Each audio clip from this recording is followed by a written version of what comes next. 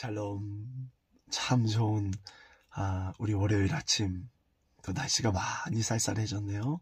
하나님의 따뜻한 말씀이 여러분의 영혼을, 여러분의 삶, 오늘 하루를 따뜻하게 하는 귀한 하루 되기를 간절히 소원합니다. 오늘은 긴 말씀을 전하기보다는 어제 지난밤 늦게까지 우리 다섯교회 목사님 또 사모님과 함께 우리 2023년을 어떻게 주님의 이름으로 달려갈까, 우리 함께 묵상하고 또 이야기하고 기도하는 귀한 시간이었고요. 참 다가올 2023년이 기대가 됩니다. 자, 오늘 사무엘하 14장 우리 1절 20절 말씀을 살펴볼 텐데요. 오늘 본문 말씀이 좀 생각보다 말씀을 이해하고 또 우리에게 주신 하나님의 말씀을 찾기가 참 어려워요. 자, 왜냐하면 토요일, 일요일 본문 가운데 어떤 내용이 있었냐면은 다윗의 자녀들 가운데 첫째 암놈이 이복누이 다말을 강간해요. 그러니까 다말의 동생이었던 압살론이 이 사실을 알게 되고 형 암논에 대한 복수심으로 가득하게 됩니다. 그래서 2년 동안 계획을 세워요. 그리고 형제들이 양털을 깎는 그때에 계획적으로 형 암논을 살해합니다. 자, 그렇다면 이 사실이 아버지 다윗과 사람들에게 알려지면 압살론이 죽음을 당하게 될까봐 먼 나라 이웃 땅에 가서 숨어 있어요. 자, 그렇다면 이 압살롬을 데려오는 방법에 있어서 오늘 본문 말씀 사무엘하 우리 14장 1절 20절 말씀을 보면 압살롬을 데려오는 방법에 있어서 인간의 방법을 할 것이냐, 하나님의 방법을 할 것이냐.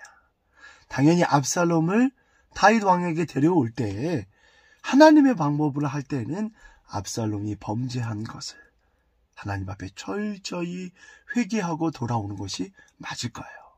자, 그런데 다윗의 군사의 장관이었던 요압이 계책을 세웁니다.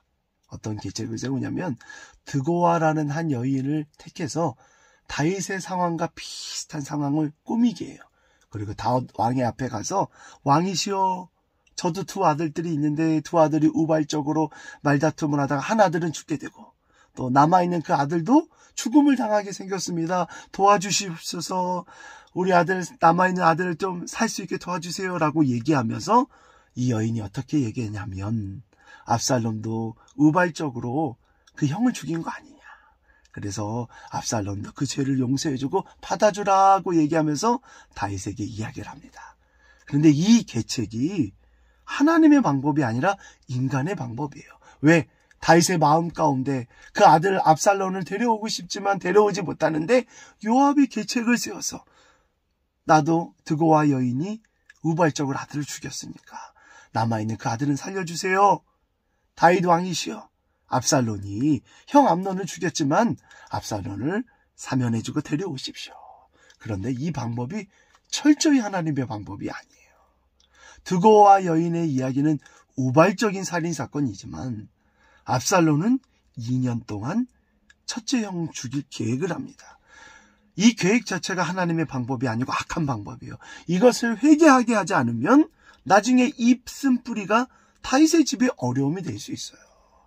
그래서 다윗이 하나님의 방법을 택하지 않고 내일 본문의 말씀이지만 이 압살롬을 인간의 방법으로 데려오게 돼서 나중에 압살롬이 반란을 일으키게 되고 쿠데타를 일으키고 다윗의 집에 더 큰 어려움이 압살롬을 통해 일어나게 돼요.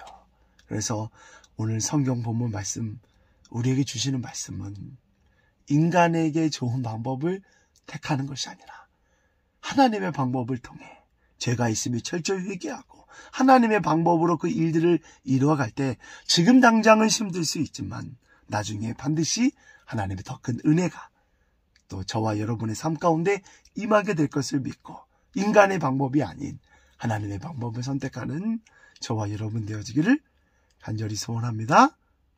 아멘.